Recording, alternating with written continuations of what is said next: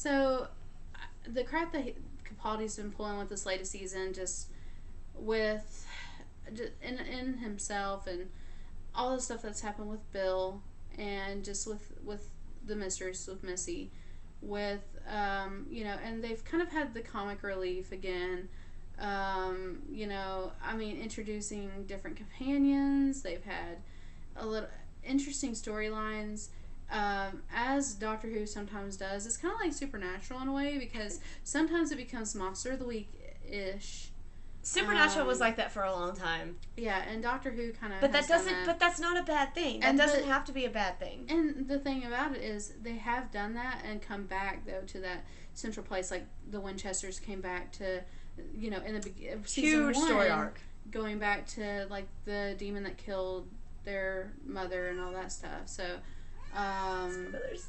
I know, spoilers. It's on they're almost on their 14th season, but so spoilers. If you don't know that already, watch some Supernatural. If you don't know that already, you had no intention of watching the show. I'm just kidding. It's been 14 years. We're nerds, we watch all the things. It's been 14 years. I'm just saying, you had no intention of watching. But continue. But yeah, so, it's like that. It'll be kind of Monster of the Week, but they want to show you the character. They want to develop the character. So how better to kind of do that than to throw them into these situations and see how they respond, and how they kind of outwit or outthink or whatever the case may be the situation. And that's with any doctor and companion. That's very true. They all had their own things they had to deal with, and that was one of the cool things about it, is they all had their own way of figuring out a solution or whatever they chose to however they chose to handle it. They all had their own little quirky way of doing it, so it was all very specific to them. Like, they had a personality and it fit with that personality. Yeah, absolutely. And so I feel the same way. It's been a kind of a long reaction, but there's a lot of thoughts on this. There's been a lot of flack, a lot of positive over here, and we have a lot of feels. We had a lot to say. Yeah. So, definitely, share your thoughts. Even if you're kind of leery or wary of her being a female, let us know why. Especially if you have seen the classic Who. I would love to hear other people that saw Romana and her. She did such a great job. And I have those same high hopes that were created when I saw Romana, when I've seen what happened with Missy. River's song, look how strong of a character she is, and how much of a badass River is, and how much love there is for Alex Kingston, and just this character that she has kind of, put life into. So, I want to know, your thoughts, why you're so against it. Let's go into detail. Let's talk about it. So, yeah, comment. Let us know. Final thoughts. I am happy. I'm excited. I'm sorry. Sorry everybody else. And, I think controversy is the only kind of, the world is changing in so many ways, and our, thoughts and things that are kind of put into focus, whether it be, in Doctor Who, just different, issues that arise that are very, very, very, parallel to what we're experiencing in our everyday lives. That's one of the reasons I love that show, because it's such social commentary, and Absolutely. and it's relevant social commentary. They're not talking about stuff that happened 10, 20 years ago. They're talking about stuff that's happening right now. Well, and it's current, and it's, definitely relevant to what we're experiencing in the world. So, a lot of people, can't see that parallel maybe, or don't choose to see it because it is, Earth and time and wibbly wobbly, timey-wimey space, and, wibbly wobbly. Sand shoes. Anyway, so, but yeah, I'm really happy. I am too. I'm thankful to the BBC for trying this, even though they knew they were going to get a lot of hate. They had to have. A lot of shade thrown. Yeah, well, you can't have, the only people that throw shade are because they're trying to block something that shines. That's right. So, and yeah. There's probably a lot more we could say about it too. We should probably do, at some point, do just a video about that kind of stuff. Yeah, and we will. And what's more is, as Doctor Who starts, we're also going to be posting our reviews of how she does. We're going to post a review on the Christmas special. Yes. Once this one gets caught up. And I'm working on it. And we're also going to be posting some reviews with the new season because I definitely, want to talk about her taking on the role of the Doctor. Just how she's approaching it, like her quirks that maybe she shows at the beginning, her first words, That's what I want. Yes, that's still not Ginger. Come on, I really hope they do that. I really hope they do that. That needs to be a running thing. She has gorgeous blonde hair. Let's be real. But yeah, I'm pretty sure that's going to come up. Honestly, I am kind of surprised that if they were going to choose to make it a female, that they didn't do Ginger. Catherine Tate is the new Doctor. Donna Noble has left the library and she's now the Doctor. No. Dude, that would have been amazing. Sorry. Anyway. I would have loved to have seen, and I know a lot of people would think this is kind of strange because she is really young, but the girl that played... what's her name? Bonnie Wright.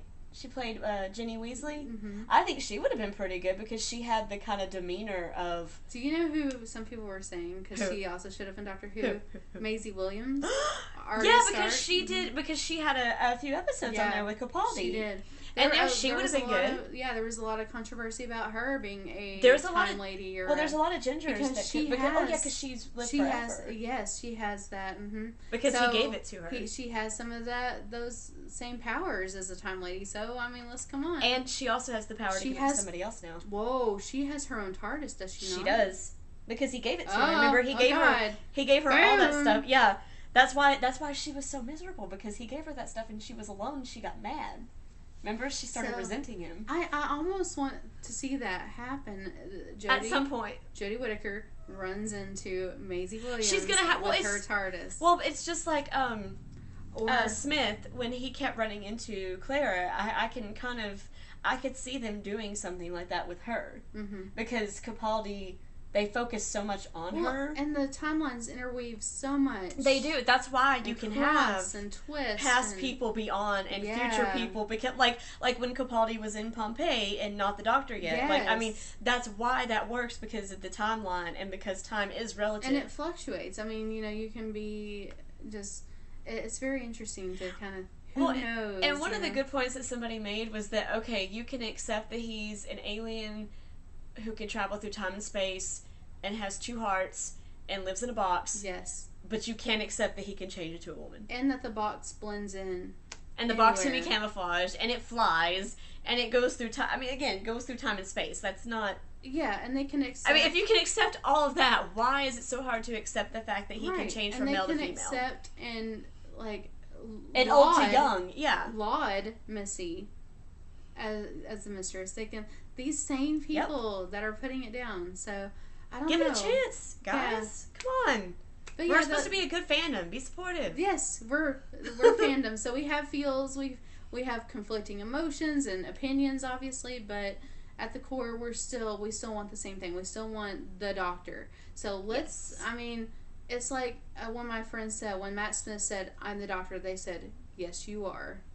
And that's just that was their reaction. That was me. And that was me too. It's like, I'm the Doctor. And we're like, yes. And he said, basically run. I was like, all right, you got me. That scene with the young Amy Pond whenever the TARDIS crashes and he gets out and that interaction, I'm like, yes. That was like the best. I felt it from that beginning, and it's like I was already starting to like him, and I didn't want to. And mine came it was kind of when he was starting to crash, and he was saying all those things like still not Ginger, and then he felt his ears, and he was like, "Gah!" And then he felt his chin, he was like, "Bah!" And it just it was like I was like, you were so funny, and that was what kind of started making me feel like, okay, maybe it's not going to be so bad. Yes. Not having Mr. Tennant around anymore, which I do still miss him, and I don't think that's ever going to go away. But he was my first Doctor. I kind of went backwards, so.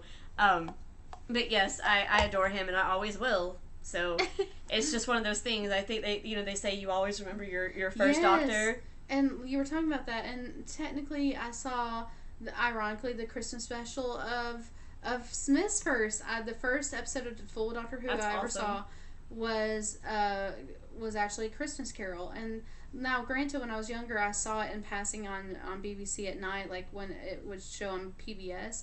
But it's been years, so I don't really remember a lot of what I saw. It was mainly Baker, though. and now I've gotten to kind of revisit that, but yeah, my first full episode that I saw whenever I kind of got back into Doctor Who was Matt Smith's The Christmas Carol episode, and then followed up by the first episode of Eccleston with the mannequins, which is a throw back to Doctor number 2. If you don't know that, you're not. No, I'm just kidding. You can still be a Whovian, it's fine. But I still can appreciate that it's a throwback. So Well, but that's the point is that you can start, like, my first episode was David Tennant's Christmas special when he was leaving, which is like the worst way. No. Yeah, it was like, it was. My God. I know. No. I know. And so I didn't watch the full thing. I saw most of it though, and I caught the New Year's special or something of his.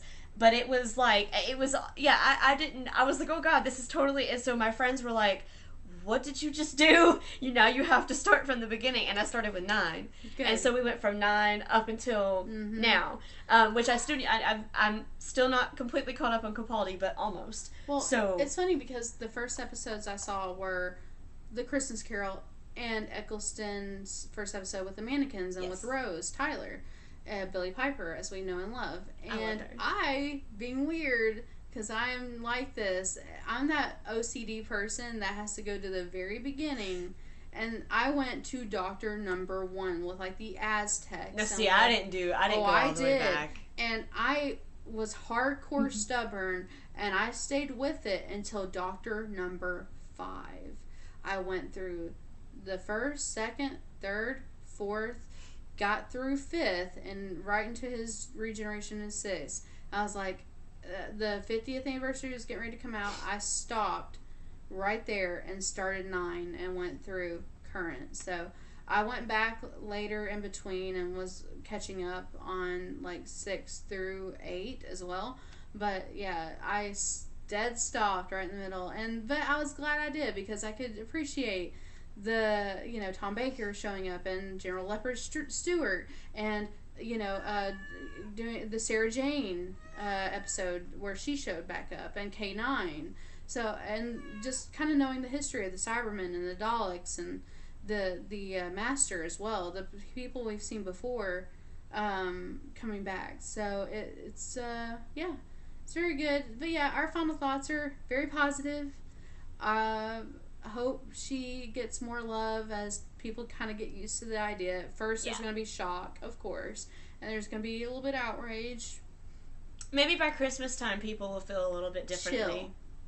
Chill. I mean, I don't know what to tell you, because at this point, to me, it's like it is what it is, and you're either going to give it a chance or you're not. And I feel like if you're one of those people that chooses to walk away, then you're missing out. Yes.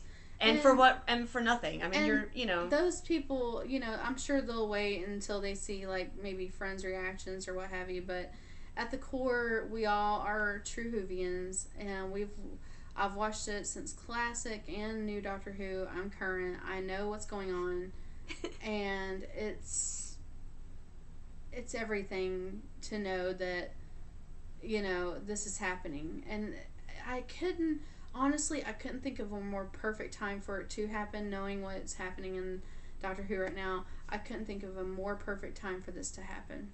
I truly could not. So, yay.